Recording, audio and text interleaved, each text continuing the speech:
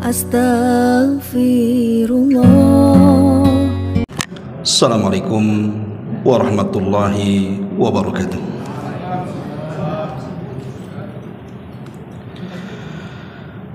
Bihamdillahi wassalatu wassalamu ala rasulillah wa ala alihi wa sahbihi wa mawalah wa la hawla wa la quwwata illa billahi wa ba'du. Alhamdulillah, di malam hari ini kembali kita bisa duduk di Masjid Muhajirin dan senantiasa terus mendoakan kebaikan kepada yang membangunnya dan yang memakmurkannya. Kemudian juga salawat dan juga salam demi keberkahan majelis di malam hari ini kita hadiahkan kepada Rasul kita Nabi besar Muhammad sallallahu alaihi wa ala alihi wasallam. Pembahasan di malam hari ini kita akan membahas tentang 4 doa Nabi, di mana di 4 doa yang diajarkan Rasul kepada kita ini terkandung kebahagiaan dunia kita dan akhirat kita. Kita tahu bahwa doa adalah silahul mukmin, senjata bagi orang-orang yang beriman. Sesuatu hal yang mungkin mustahil bagi kita, tapi bagi Allah subhanahu wa ta'ala menjadi mungkin semuanya. Ini karena doa-doa kita. Contoh sederhana saja, ketika Umar bin Khattab radhiyallahu an di puncak suksesi kepemimpinannya, menjadi khalifah yang mendapatkan gelar pertama Amirul Mukminin, Persia jatuh ke tangan kaum muslimin dan sebagian Romawi tunduk kepada kaum muslimin. Tidak ada musuh-musuh dari luar yang berani menyerang kota Madinah, saking kuatnya tentara kaum muslimin di zaman itu. Tapi ada satu doa oleh Umar bin Khattab radhiyallahu anhu selalu dipanjatkan di dalam setiap salatnya, di mana Umar bin Khattab meminta kepada Allah subhanahu wa ta'ala dalam doanya agar dia diwafatkan dalam kondisi mati syahid.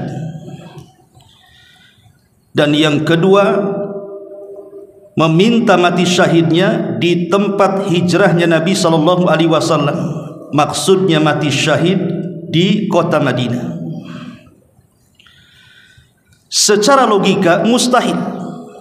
Siapa yang berani menyerang Madinah, kemudian Umar berperang dalam kota Madinah, sementara Persia sudah jatuh ke tangan kaum muslimin dan sebagian besar Romawi pun sudah tunduk. Tidak ada musuh-musuh luar mau menyerang Madinah. Bagaimana mungkin kemudian Umar bin Khattab meminta agar dia diwafatkan syahid di tempat hijrahnya Nabi? Mungkin bagi kita mustahil, tapi bagi Allah subhanahu wa ta'ala tidak ada yang mustahil. Allah bisa kabulkan itu.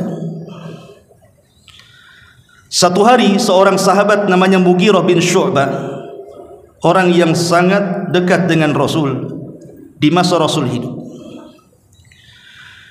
dia memulai pekerjaan hidupnya dengan membuka pandai besi, membuat senjata-senjata perang.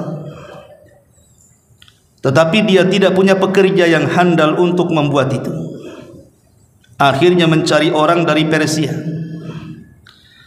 Ketemulah orang yang bernama Abu Lu'lu', seorang yang beragama Majusi.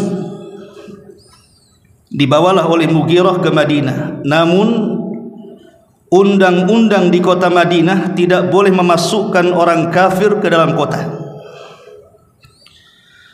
Tapi karena Mughirah bin Syu'bah seorang sahabat yang dimuliakan Rasul di zamannya juga, Umar kenal keutamaannya. Sehingga karena permintaan Mughirah untuk satu kali ini saja, dia mengambil satu ahli untuk membuat senjata-senjata. Kalau sudah diajarkan baru dipulangkan. Umar pun setuju. Maka dipekerjakanlah seorang yang bernama Abu Lu'lu yang beragama Majusi itu. Rupanya Abu Lu'lu ini menaruh dendam kepada Umar bin Khattab karena keluarganya dibantai oleh kaum muslimin di Persia dalam peperangan. Jadi dia ingin membunuh Umar bin Khattab. Ketika Umar bin Khattab radhiyallahu anhu lewat di tempat pandai besinya Mughirah bin Syu'bah, maka dia pun berkenalan dengan Abu Lu'lu. Kemudian Umar bin Khattab mengatakan, "Ya fulan, bisakah kau membuat senjata untukku? Satu pisau yang bagus." Kata Abu Lu'lu, "Bisa. Saya akan membuatkan pisau untukmu yang pisau ini akan dibicarakan dari barat sampai ke timur." Umar tidak paham bahasa itu. Tapi Umar kemudian mengatakan, "Baik, saya tunggu pisaunya." Maka Abu Lu'lu pun membuat pisau, betul-betul dibuatkan pisau itu. Bahkan setiap hari dilimuri dengan racun. Sampai pada waktunya Abu Lu'lu ini menyelinap solat subuh di Masjid Nabawi. Dan masjid di zaman itu tidak seterang masjid di zaman sekarang. Dan para sahabat juga tidak ada yang curiga. Tidak mungkin orang ke masjid bawa senjata. Apalagi Abu Lu'lu kemudian menyelendangkan mukanya sehingga orang tidak kenal siapa dia. Celakanya dia berhasil menempati di saf pertama, persis di belakang Umar bin Khattab, tidak jauh dari tempat imam. Saat Umar bin Khattab radhiyallahu anhu sedang salat subuh, baru dapat satu rakaat dan masuk ke rakaat kedua, disinilah terjadi penyerangan. Abu Lu'lu langsung menusuk beberapa kali di punggung Umar bin Khattab radhiyallahu an, sehingga Umar kesakitan dan mengatakan, "Akalatni kalbun." Ada anjing yang menggigit di belakang. Ketika kemudian darah terus mengalir dalam kondisi gelap dalam masjid, Umar pun kemudian tumbang. Maka para sahabat berusaha untuk membunuh Abu Lu'lu ini, tapi karena di tangannya ada pisau yang beracun, sehingga dia menyabat ke sana kemari. 7 sahabat meninggal di tempat. Kemudian lari ke pintu. Abdurrahman ibn Auf baru datang masuk. Maka kemudian dihadang oleh Abdurrahman ibn Auf. Ketika Abu Lu'lu terpojok, akhirnya dia menusukkan pisaunya ke badan sendiri, bunuh diri, mati. Dalam kondisi Umar bin Khattab radhiyallahu anhu pingsan, maka para sahabat membawa Umar ke rumahnya. Beberapa tabib yang handal didatangkan, namun setiap obat yang dimasukkan selalu keluar dari bekas lukanya, sehingga tabib mengatakan, Amirul Mukminin tidak mungkin tertolong lagi, dia pasti mati. Kemudian ada seseorang yang paham dengan kebiasaan Umar bin Khattab radhiyallahu anhu. Umar itu kalau mendengar suara azan, dalam kondisi tidur pun dia langsung terjaga. Jadi kemudian adalah yang berkumandang azan di situ. Maksudnya bukan untuk sholat, untuk membangunkan Umar. Maka betul terjadi setelah ada orang azan, Umar langsung siuman. Masya Allah, orang pingsan lah ya, dengar azan siuman. Kita ini tak pingsan, tidur saja, tak bangun-bangun juga kadang-kadang. Lah ketika itu dia memanggil putranya Abdullah ibn Umar radhiyallahu anhuma. Kemudian Umar mengatakan, "Man qatalani?" Siapa yang membunuhku? Maka Ibnu Umar mengatakan, budaknya Mughirah ibn Syu'bah, maksudnya Abu Lu'lu. Ketika Umar mendengar bahwa yang membunuh dia adalah Abu Lu'lu, seorang Majusi, tiba-tiba Umar tersenyum, kemudian mengatakan, Alhamdulillah, Alhamdulillah, alladzi qatalani rajulun lam yasjud lillahi walau kana sajda. Saking bahagianya Umar mengatakan, alhamdulillah, rupanya orang yang membunuhku adalah manusia yang tidak pernah sujud kepada Allah walaupun satu kali, alias kafir. Kemudian Umar bin Khattab radhiyallahu an bertanya kepada orang-orang di sekitarnya, asallan nas, apakah manusia sudah salat? Maka orang-orang mengatakan, sudah wahai Amirul Mukminin, Abdurrahman ibn Auf menggantikan dirimu. Maka Umar bin Khattab radhiyallahu an mengatakan, bagus, la hadza fil Islam liman taraka shalah. Tidak ada bagian dari Islam bagi orang yang meninggalkan salat. Kemudian dia pun menghembuskan jiwa terakhirnya dan mati syahid. Kenapa Umar mati syahid? Karena dibunuh orang kafir. Orang yang dibunuh orang kafir itu mati syahid. Di mana Umar meninggalnya? Di Masjid Nabawi. Persis seperti doanya. Itulah doa Umar bin Khattab. Dia minta mati syahid di tempat hijrahnya Nabi. Padahal itu kan mustahil. Siapa yang mau menyerang kota Madinah? Tapi Allah buat cara lain supaya betul-betul dia mati syahid dan meninggal di tempat hijrah Nabi SAW.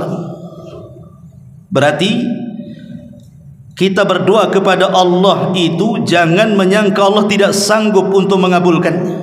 Sesuatu yang kita anggap mustahil menjadi mungkin bagi Allah Subhanahu wa ta'ala.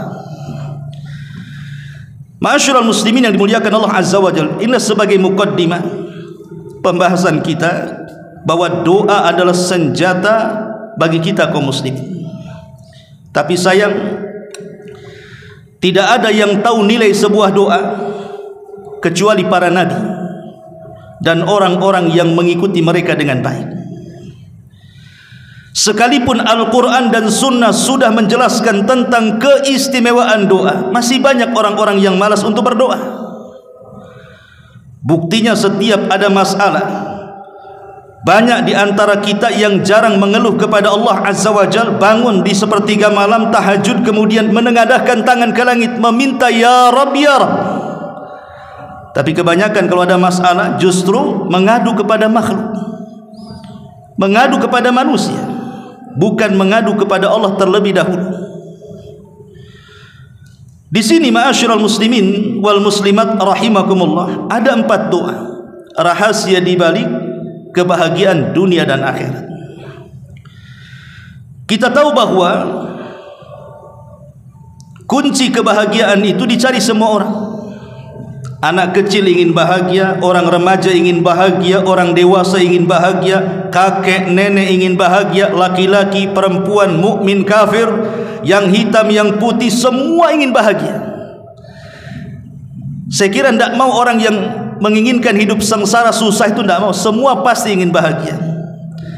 Tapi terkadang ada orang yang salah ketika mencari kebahagiaan. Lah di sini Nabi SAW memberikan salah satu kuncinya. Ya, banyak kunci mendapatkan kebahagiaan itu, tapi saya menyebutkan yang paling afdal, yang paling manjur tentang 4 kunci kebahagiaan dari 4 doa yang diajarkan Nabi SAW. Yang pertama, sebuah hadis dari Shaddad ibn Ausin radhiyallahu anhu. Anin Nabi sallallahu alaihi wasallam qala, sayyidul istighfari an yaqula al-'abdu Allahumma anta rabbi la ilaha illa anta khalaqtani wa ana 'abduk wa ana 'ala ahdik wa wa'dika mastata' a'udzu bika min syarri ma sana' abu'u laka bi ni'matika 'alayya wa abu'u bi dzambi faghfirli fa innahu la yaghfiru dzunuba illa anta.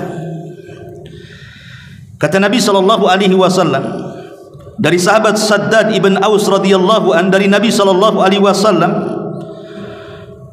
Rasul bersabda, sesungguhnya istighfar yang paling baik, maksudnya lafaz istighfar yang paling baik adalah penghulunya istighfar. Apa lafadznya?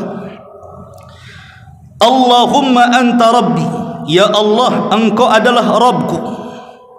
La ilaha illa anta, tidak ada sesembahan yang berhak disembah kecuali Engkau. Khalaqtani wa ana abduk. Khalaqtani wa ana abduk, Engkau yang menciptakan diriku dan aku akan menjadi hamba-Mu. Wa ana ala ahdika wa wa'dika mastata', aku menetapi janjimu dan janjimu sesuai dengan kemampuanku. A'udzubika min syarri ma sana'tu, aku berlindung kepadamu dari keburukan perbuatan-perbuatanku. Abu'u laka bi ni'matika alaihi, aku mengakui nikmatmu kepadaku. Wa abu'u bi dzambi, dan aku mengakui dosa-dosaku kepadamu. Faghfirli, ampuni dosa-dosaku. Fa innahu la yaghfiru dzunuba illa anta, karena tidak ada yang sanggup mengampuni dosa-dosaku kecuali Engkau ya Rabb. Inilah lafaz yang disebut dengan sayyidul istighfar, penghulunya istighfar.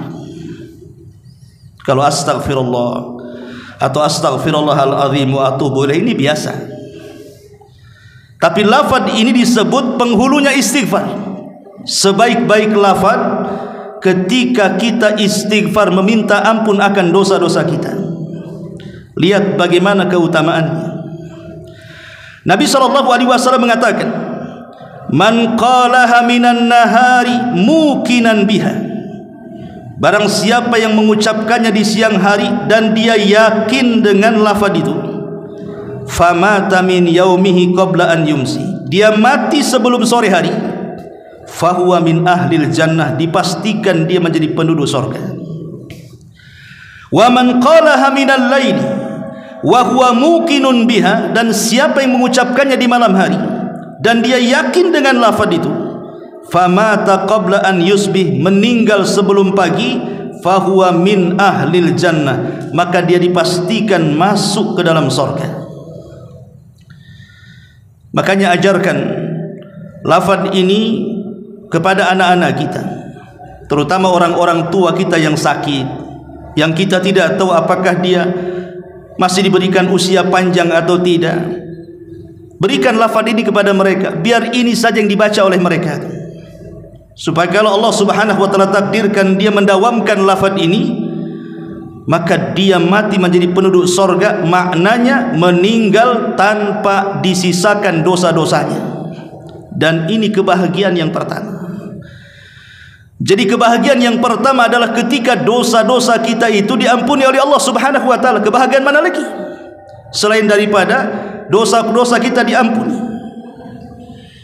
Karena kalau dosa-dosa kita diampuni, secara otomatis Allah akan hadiahkan kematian yang baik, dan perjalanan menuju surga itu dimudahkan oleh Allah Subhanahu wa taala. Ma'asyiral muslimin wal muslimat rahimani wa rahimakumullah. Di dalam doa ini ada beberapa faedah yang bisa kita petik. Yang pertama, di dalam lafaz pertama, Allahumma anta rabbi, ya Allah, Engkau adalah Rabbku. Lihat permulaannya saja sudah dimulai dengan tauhid kepada Allah Subhanahu wa taala. Dan tauhid itu tujuan kita, tujuan hidup saya, tujuan hidup Anda, tujuan hidup manusia semuanya adalah mentauhidkan Allah. Qul inna salati wa nusuki wa mahyaya wa mamati lillahi rabbil alamin. Katakan sesungguhnya salatku, katakan sesungguhnya kurbanku, katakan sesungguhnya hidup dan matiku untuk siapa? Lillah, semuanya untuk Allah Subhanahu wa taala. Itulah tauhid. Makanya kenapa kemudian lafaz ini disebut sayyidul istighfar? Karena dimulakan dengan tauhid. Sesuatu yang dimuliakan dengan tauhid pasti akan dimuliakan oleh Allah Subhanahu wa taala. Contoh saja, kenapa surah Al-Fatihah itu menjadi induknya Al-Quran, di mana seluruh isi Quran itu terangkum dalam surah Al-Fatihah. Makanya kalau orang sholat baca Fatihah saja itu sudah cukup. walaupun tidak baca surat sah solatnya. Tapi kalau orang baca surat walaupun 30 juz tapi dia tidak membaca Fatihah, tidak sah solatnya. Karena yang menentukan sah dan tidaknya itu solat. Sah dan tidaknya adalah Fatihah. Karena dia adalah induk Al-Quran. Lihat Al-Fatihah dimulakan dengan tauhid. Alhamdulillahi Rabbil Alamin, tauhid. Ar-Rahmanir Rahim, tauhid. Maliki Yaumiddin, tauhid. Ini semua tauhid, keyakinan. Baik berkaitan dengan rububiyah, baik dengan uluhiyah, baik berkaitan dengan nama-nama Allah dan sifat-sifatnya. Itu terangkum di 3 ayat pertama dalam surah Al-Fatihah. Lah sebagaimana juga Al-Fatihah dimulakan dengan tauhid sehingga disebut induk daripada Quran, maka lafaz istighfar ini juga disebut induk dari seluruh istighfar. Ma'asyiral muslimin yang dimuliakan Allah Subhanahu wa taala. Dan kebahagiaan itu diraih ketika memiliki hati yang lapang. Hati yang lapang itulah yang menciptakan kebahagiaan. Walaupun secara materi keduniaan mungkin dia susah, hartanya sedikit, dia pun hidup sederhana, tapi kalau hati lapang, saya yakin dunia ada di genggaman dia. Tapi kalau hati sempit, sekaya apapun Anda, hartanya melimpah di mana-mana, rumahnya megah, kendaraannya mewah, kenikmatan dunia ada di genggamannya, tapi kalau hatinya sempit, semua akan menyempit itu. Contoh sederhana saja. Kita kalau di rumah banyak masalah, maunya keluar saja, padahal rumahnya besar. Malah kemudian nyempil cari hotel gitu ya, cari kamar. Rumahnya besar. Kenapa dia tidak kerasan di rumahnya? Karena hatinya sempit, banyak masalah di situ. Tapi kalau hati lapang nggak akan keluar dari rumah tuh. Itu contoh kecil saja. Dan penyebab hati lapang itu karena tidak ada dosa dalam badannya. Kalau banyak dosa pasti menyempitkan dadanya. Tapi kalau terbebas dari dosa dipastikan lapang dadanya. Lah salah satu yang bisa menghapuskan dosa adalah dengan istighfar, dan lafaz istighfar terbaik adalah sayyidul istighfar. Makanya orang yang senantiasa membaca sayyidul istighfar, Allah berikan kebahagiaan dengan kelapangan dada. Ini yang pertama. Kemudian yang kedua, hadis daripada Ibnu Umar radhiyallahu anhu maqala. Dari Ibnu Umar radhiyallahu anhuma dia mengatakan, lam yakun Rasulullah sallallahu alaihi wasallam yada'u haula'i da'awatin hina yumsi wa hina yusbi.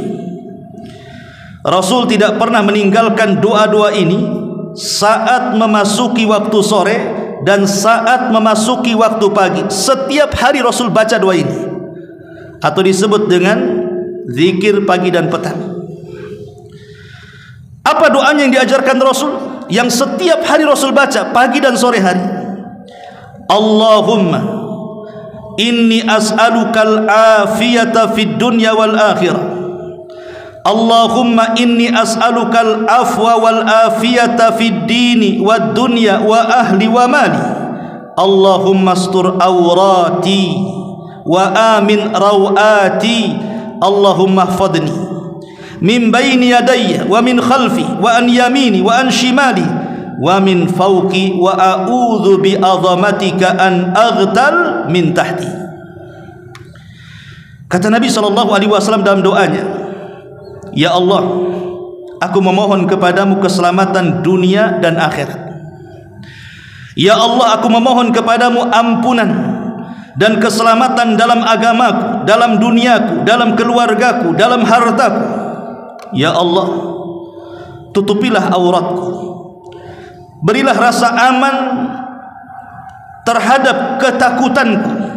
Ya Allah, janganlah aku diberikan kejahatan di depanku, di belakangku, dari kananku, dari kiriku, dari atasku. Dan aku berlindung juga dengan keagunganmu agar jangan dibinasakan secara tiba-tiba dari bawahku. Lihat secara arti saja sudah luar biasa doa ini. membawa kebahagiaan dunia akhirat. Di sini Rasul sallallahu alaihi wasallam menyebutkan beberapa masalah di sini. Pertama, meminta kepada Allah Subhanahu wa taala al-afiyata fid dunya wal akhirah, keselamatan dunia dan keselamatan akhirat. Siapa yang tidak ingin selamat dunia? Siapa yang tidak ingin selamat di akhirat? Semua ingin selamat. Selamat dari penyakit, selamat dari kefakiran, selamat dari masalah. Semua ingin selamat di dunia ini. Apalagi setelah kematian, selamat dari adab kubur, selamat di padang mahsyar, selamat dari api neraka.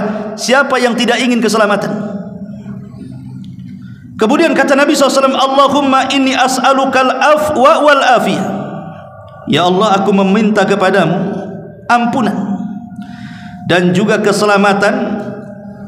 Pertama, fi dini, dalam agamaku. Yang kedua, wa dunyaya, dalam duniaku. Yang ketiga, wa ahli, dalam keluargaku. Yang ketiga, yang keempat, wa mali, terhadap hartaku. Doa ini meminta kepada Allah agar agama kita selamat, tidak sesat, agar dunia selamat, tidak fakir, tidak miskin, tidak sakit, tidak pikun, selamat keluarga, tidak ada yang mengganggu, selamat harta, tidak binasa. Ini kebahagiaan namanya. Bukankah yang kita cari adalah kita ini memiliki agama yang benar, kemudian kebahagiaan dunia yang benar, memiliki keluarga yang berkah, harta yang berkah, apalagi kebahagiaan ini? 4 perkara ini kita yang cari di dunia ini. Kemudian juga Allahumma astur aurati, ya Allah tutuplah auratku. Betapa banyak orang yang stres, orang yang sengsara ketika aibnya terbongkar. Jangan lagi banyak-banyak, satu aib saja terbongkar, itu membuat malu satu jagat raya. Dan itu sudah kita bisa saksikan lah kan, tokoh-tokoh besar di negeri kita ini, satu aibnya dibongkar saja, entah dia selingkuh, entah dia korupsi, entah dia memiliki catatan kriminal yang dulu ditutup-tutupi, tiba-tiba terbongkar ke permukaan, menguap kemana-mana. Hanya satu aib dibongkar, malunya luar biasa itu. Macam mana kalau semua aib dibongkar, satu saja sudah merontokkan dia. Di sini Allah mengajarkan, Rasul mengajarkan doa, Allahumma astur aurati, ya Allah tutupi aibku. Dan menutup aib itu, alhamdulillah kita bersyukur kepada Allah Azza wa Jalla. Kita ini punya Tuhan, punya Rabb, yang salah satu namanya adalah As-Sittir. Allah itu zat yang maha menutup aib. Padahal kita ini setiap hari melakukan dosa, malam hari kita berdosa, tapi Allah masih tutup aib kita di siang hari. Di siang hari kita berdosa, Allah masih tutup aib kita di malam hari. Tetapi ada orang-orang yang tidak memiliki rasa malu. Allah sudah tutup aibnya, dia bongkar sendiri aibnya.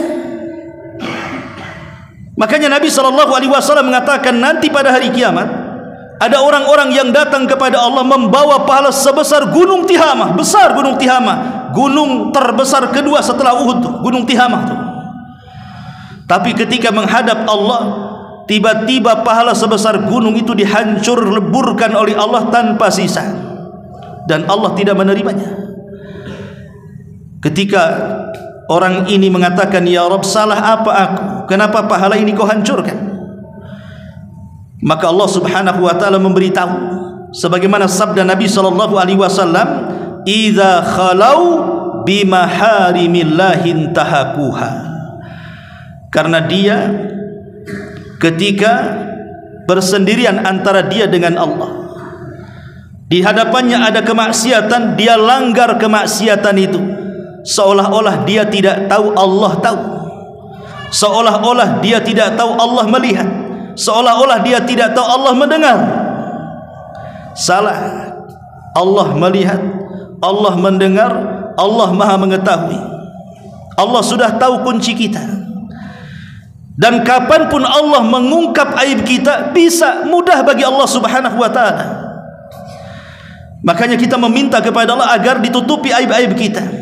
Dan ini sebuah kebahagiaan masih ditutupi aib kita. Kemudian Allahumma hfadhni min baini yadai wa min khalfi wa an yamini wa an shimali wa min fawqi. Ya Allah, jaga aku dari keburukan yang datang dari depan, yang datang dari belakang, yang datang dari sisi kanan dan kiri, yang datang dari atas. Kita tahu bahwa keburukan dalam badan kita ini ada dua macam. Ada keburukan dari luar, ada keburukan dari dalam. Keburukan ini disebutkan di dalam Al-Quran dalam dua surat. Pertama suratul Falaq, dan ini keburukan yang mengancam di luar badan kita. Yang kedua suratul Nas, dan itu keburukan yang mengancam di dalam badan kita sendiri. Adapun suratul Falaq, Allah mengatakan min syarri ma khalaq, keburukan yang datang yang Allah ciptakan. Bukankah tidak semua ciptaan Allah itu baik? Ada juga ciptaan Allah yang tidak baik. Pepohonan, ada yang bisa dimakan buahnya, ada yang tidak dimakan, mungkin beracun. Ikan-ikanan, ada yang bisa dimakan, ada yang tidak bisa karena beracun. Jadi makhluk Allah itu tidak semua baik, ada juga yang tidak baik, bahkan bisa membunuh. Makanya kita berlindung dari makhluk yang Allah ciptakan. Begitu juga manusia. Kita kenal di depan kita ini orangnya baik, di depan kita, rupanya di belakang kita dia pula menusuk kita. Nampaklah dia itu muamalahnya luar biasa dengan kita, rupanya dia pula musuh bebuyutan kita. Kita tidak tahu. Namanya manusia itu makhluk, ada yang baik, ada yang tidak baik. Kita meminta kepada Allah dari keburukan makhluk ini. Min syarri ma khalaq wa min syarri ghasikin idza waqab, dan dari malam apabila menutupi dan menjadi gelap. Malam adalah sebuah keburukan bagi kita. Makanya kita dilarang untuk banyak keluar di malam hari kecuali karena ada sebuah hajat. Karena malam ini kekuatan setan meningkat. Lihat, semua maksiat itu ada di malam hari. Tukang sihir ngirim sihir di malam hari. Orang hasad mengirim penyakit ain di malam hari. Diskotik, lokalisasi, tempat judi, tempat mabok, pelacuran, semua ada di malam hari. Terkadang kita ini keluar di malam hari, sebenarnya tidak ada niat jahat, tetapi karena setan menguat di malam hari, muncullah kemudian niat-niat jahat itu. Kita berlindung dari kegelapan malam, karena di belakang gelap itu ada setan yang berusaha untuk mencelakakan kita. Kemudian yang ketiga, wa min syarri hasidin idza hasad wa min syarri naffatsati fil uqad, dan dari hembusan-hembusan wanita-wanita tukang sihir. Jadi sihir adalah musuh kita yang ada di luar sana. Bisa saja ada orang yang hasad kepada kita, kemudian mengirim sihir kepada kita. Kemudian yang terakhir, wa min syarri hasidin idza hasad, orang yang hasad. Orang yang hasad ini tidak bisa diketahui, seperti mencari ikan di air yang keruh. Kita tidak tahu, kita memiliki tetangga banyak, samping kiri kanan belakang depan. Yang hasad dengan kita itu yang siapa yang tahu? Tidak ada. Terkadang dianggap baik, rupanya dia pula yang hasad. Lah ini musuh-musuh ini semua di luar kita tuh. Baik setan, baik orang yang hasad, baik tukang sihir, baik makhluk-makhluk yang jahat, itu kan di luar kita. Dan satu waktu mereka bisa menyerang kita dari depan, dari belakang, dari samping kiri, dari kanan, dari atas, kan itu. Atau musuh yang ada dari dalam. Apa itu? Hawa nafsu. Sebagaimana Allah mengatakan, qul a'udzu birabbin nas, sampai kepada min syarri waswasil khannas alladzi waswisu fi sudurin nas, yang memberikan waswas di dada-dada manusia. Itulah hawa nafsu. Hawa nafsu adalah musuh kita, itu yang paling susah untuk diatasi. Kalau orang hasad kita bisa pindah rumah. Kalau gangguan setan kita bisa meruqyah. Kalau umpamanya dari kegelapan malam enggak usah keluar rumah. Dan begitu seterusnya. Tapi kalau menghilangkan musuh dari dalam ini kan susah. Macam mana caranya? Dibuang jantung kita supaya tidak ada hawa nafsu, mati kita. Hawa nafsu hanya bisa ditekan.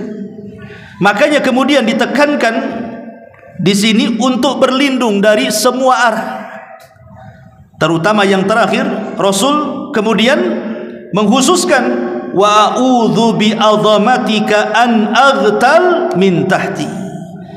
Ya Allah, aku berlindung kepadamu dari dibinasakan secara tiba-tiba yang di arah bawah. Maksudnya apa? Gempa, tsunami, tanah geser, kan banyak di negeri kita itu. Tahu-tahu gempa saja dari bawah, mati kita.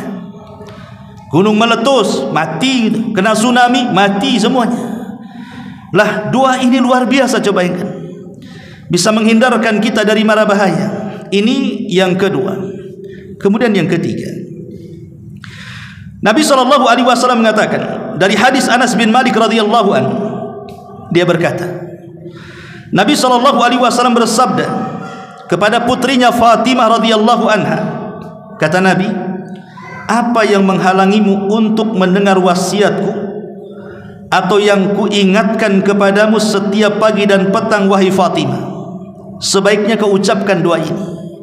Kemudian Rasul mengatakan, ya Hayyu ya Qayyum bi rahmatika astaghitsu wa aslih li sya'ni kullah wa la takilni ila nafsi tarfata ainin abada.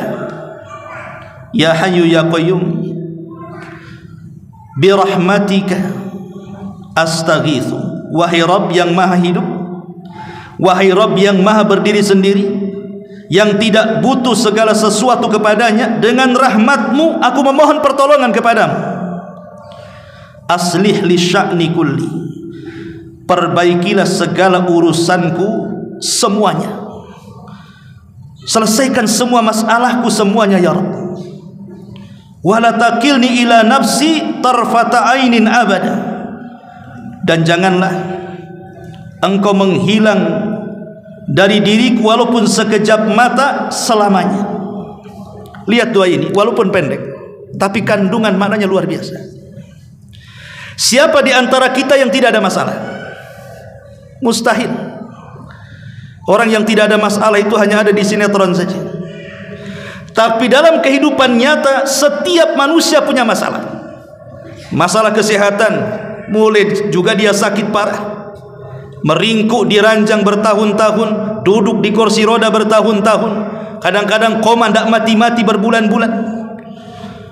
Ataupun masalah ekonomi, dulu memang dia jaya, akhirnya terpuruk burung tikar, sudah tidak gagah lagi, tidak bisa sombong lagi. Pangkat dan jabatan, atau mungkin masalah keluarga, masalah dengan anak, orang tua dengan anak, anak dengan orang tua, istri dengan pasangan, suami dengan pasangan, seseorang dengan tetangga. Masalah itu macam-macam, mau ekonomi, kesehatan, umur, dan begitu seterusnya. Tidak ada satu manusia yang lepas dari masalah selama kita ini hidup di dunia. Selama kita hidup di dunia pasti ada masalah. Terkadang sifat masalah itu satu belum kelar, datang masalah yang lain. Terkadang bertumpuk-tumpuk tuh masalah ini, sehingga ada orang yang akhirnya seperti benang kusut, tidak tahu mau narik dari mana. Itulah terkadang sifat masalah seperti itu. Tetapi orang yang beriman harus yakin, yang namanya masalah itu datang dari Allah Subhanahu wa ta'ala, dan Allah juga zat yang akan mengurai masalah. Makanya di sini Rasul mengatakan, aslih li sya'ni kulli, ya Allah, perbaikilah, selesaikanlah semua masalahku. Wala takilni ila nafsi tarfata ainin abada, dan jangan kau menghilang ya Rabb walaupun sekejap mata dari diriku. Kenapa? Sebab kalau Allah Subhanahu wa ta'ala sampai tidak mengurus kita, tidak menolong kita, masalah sekecil apapun akan sulit untuk diuraikan. Tapi Allah Subhanahu wa ta'ala kalau sudah turun tangan membantu dan menolong kita, masalah sebesar apapun pasti bisa diselesaikan. Karena kan masalah datang dari Allah, Allah juga yang akan menyelesaikannya. Kenapa bingung? Makanya Nabi SAW mengatakan, berdoalah kepada Allah agar Allah itu jangan sampai lepas dari kita walaupun sekejap mata. Karena kalau sampai lepas sekejap mata saja, nanti akan banyak masalah yang akan merundung kita. Makanya doa ini luar biasa. Bacalah setiap pagi dan petang, ya hayyu ya qayyum bi rahmatika astaghits wa aslih li sya'ni kullah wa la takilni ila nafsi tarfata ainin abada. Ma'asyiral muslimin wal muslimat rahimani wa rahimakumullah. Dan yang terakhir, yang nomor 4, hadis Anas ibn Malik radhiyallahu anhu. Dia mengatakan, kana aktsaru du'ain Nabi sallallahu alaihi wasallam, Allahumma atina fid dunya hasanah wa fil akhirati hasanah wa qina adzabannar. Muttafaqun alaih. Dari Anas ibn Malik radhiyallahu anhu, dia berkata, doa yang paling banyak dibaca Nabi, doa yang paling banyak dibaca Nabi adalah Allahumma atina fid dunya hasanah. Ya Allah, karuniakan kepada kami kebaikan di dunia ini. Wa fil akhirati hasanah, dan karuniakan kepada kami kebaikan di akhirat. Wa qina adzabannar, dan selamatkan kami dari siksa api neraka. Doa ini bukan hanya Nabi SAW sering membaca, tapi doa ini juga oleh hampir semua para sahabat dan para ulama menjadi doa favorit mereka dalam doa-doa mereka. Makanya doa ini di masyarakat awam itu disebut doa sapu jagat, di mana semua doa yang diajarkan Rasul itu terangkum dalam doa ini. Bayangkan semua doa yang diajarkan Rasul itu terangkum dalam doa ini. Rabbana atina fid dunya hasanah wa fil akhirati hasanah wa qina adzabannar. Abdullah bin Mas'ud radhiyallahu anhu yu'allimun nasa an yad'u bi hadhihi da'wati kubayr as-salam fi salati. Sahabat Abdullah bin Mas'ud radhiyallahu an apabila mengajarkan doa untuk dibaca ketika salat sebelum salam, maka Abdullah bin Mas'ud selalu mengajarkan manusia untuk memperbanyak doa ini. Rabbana atina fid dunya hasanah wa fil akhirati hasanah wa qina adzabannar. Baca sebelum salam dalam setiap salat. Tentu dalam tasawuf akhir, setelah kita membaca tahiyat, setelah kita membaca syahadat, setelah kita membaca salawat, setelah kita membaca 4 perlindungan, Allahumma inni a'udzubika min adzabi jahannam wa min adzabil qabri wa min fitnatil mahya wal mamat wa min syarri fitnati masihid dajjal. Baru doa ini, atau doa yang kemarin kita ajarkan, Allahumma inni a'udzubika minal ma'tham wal maghrab, atau doa Rabbana atina fid dunya hasanah wa fil akhirati hasanah wa qina adzabannar. Ini merangkum semua doa. Tidak perlu dirinci. Tidak perlu dirinci, ya Allah kasihlah saya rumah, kasih saya tanah, kasih saya uang, kasih. Tidak perlu. Karena itu sudah masuk pada kalimat kebaikan dunia. Terkadang kita ini kan mau merinci. Makanya Nabi SAW nanti di akhir zaman akan muncul orang-orang yang ketika berdoa itu melampaui batas. Para ulama hadis mengatakan maksudnya melampaui batas apa? Maksudnya adalah ketika dia berdoa, dia rinci semuanya. Rinci semuanya tadi. Ya Allah, saya belum punya rumah, kasih rumah. Ya Allah, gaji saya baru segini, tolong tambah lagi. Ya Allah, saya berikan tanah, berikan istri yang cantik, yang kaya, yang molek, dan begitu seterusnya. Dirinci satu-satu. Dah perlu. Itu berlebihan dalam doa. Cukup mengatakan, ya Allah berikan kebaikan dunia, maka itu semua masuk di situ tuh. Rumah bagus, kebaikan dunia. Kendaraan yang bagus, kebaikan dunia. Pasangan yang soleh dan soleh, kebaikan dunia. Anak-anak yang soleh dan soleh, kebaikan dunia. Kendaraan yang baik, kebaikan dunia. Tetangga yang baik, kebaikan dunia. Apalagi ya. Makanya ini doa yang merangkum semuanya. Anas ibn Malik radhiyallahu anhu mengatakan, jadi Anas ibn Malik radhiyallahu anhu satu hari berdialog, kemudian ditanya, ya Anas, engkau kan menemani Rasul 10 tahun. Karena Anas bin Malik itu kan pembantu Nabi selama 10 tahun. dari usia 10 tahun sampai usia 20 tahun sampai Rasul meninggal. Anas ibn Malik menjadi pembantu Nabi SAW. Seorang mengatakan, ya Anas, sesungguhnya saudara-saudaramu yang datang kepadamu dari Basrah sana, mereka meminta agar engkau mendoakan bagi mereka kepada Allah.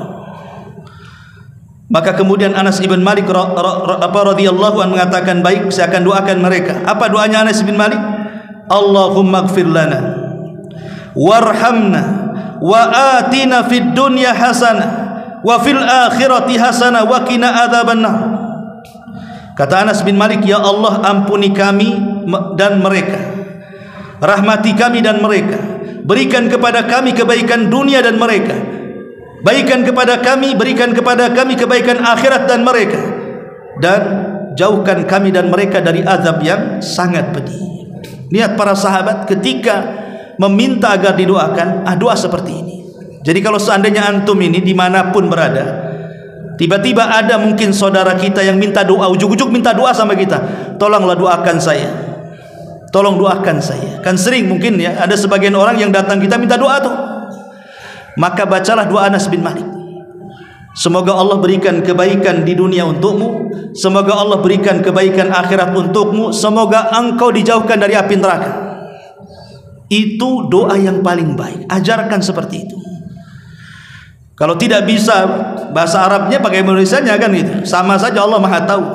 Tapi kalau diajarkan bahasa Arabnya, saya kira semua tahulah kalau doa sapu jagat ini.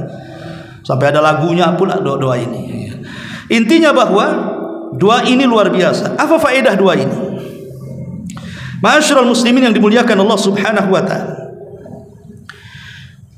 Faedah doa ini bahwa ada 3 masalah dalam doa ini.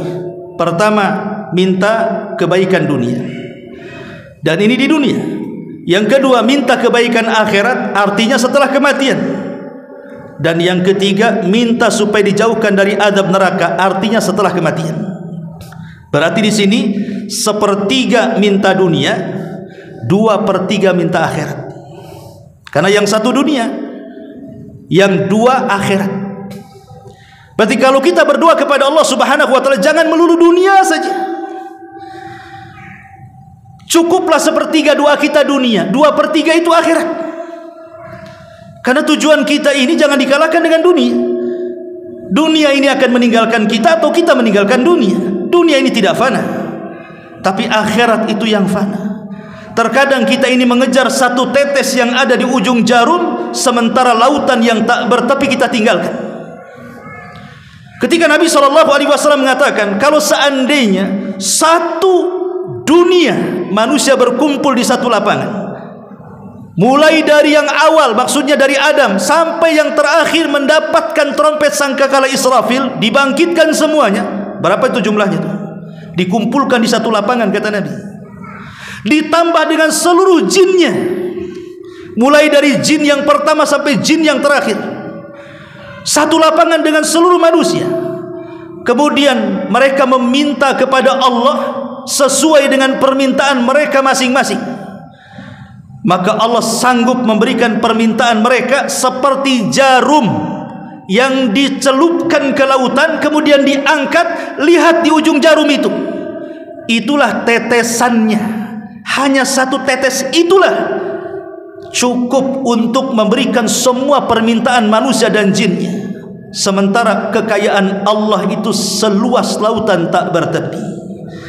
Makanya saya katakan, manusia ini aneh, mengejar yang satu tetes tapi meninggalkan lautan yang tak bertepi. Di mana akal kita? Ma'asyiral muslimin yang dimuliakan Allah Subhanahu wa taala. Maka doa ini luar biasa. Makanya kalau kita rangkum dari semuanya, ada 4 poin kunci kebahagiaan dalam 4 doa ini. Dalam doa pertama bicara soal pengampunan dosa. Pada doa yang kedua, keselamatan dunia, agama, harta dan keluarga. Pada doa yang ketiga, kebaikan yang menyeluruh dalam setiap perkara, karena Allah ikut campur tangan menyelesaikan di dalamnya. Dan yang terakhir, mendapatkan kebahagiaan dunia dan kebahagiaan akhirat, dan kita tidak akan dimasukkan ke dalam neraka. Faman zuhziha anin nar wa udkhilal jannah faqad faz. Siapapun yang dikeluarkan dari api neraka dan dimasukkan ke dalam sorga, itulah kesuksesan yang sebenarnya. Inilah di antara 4 doa rahasia kebahagiaan dunia kita dan akhirat kita. Wallahu a'lam bishawab. Mudah-mudahan manfaatnya. Subhanaka wa bihamdika asyhadu an la ilaha illa anta astaghfiruka wa atubu ilaik. Allahu taala alam. Assalamualaikum warahmatullahi wabarakatuh.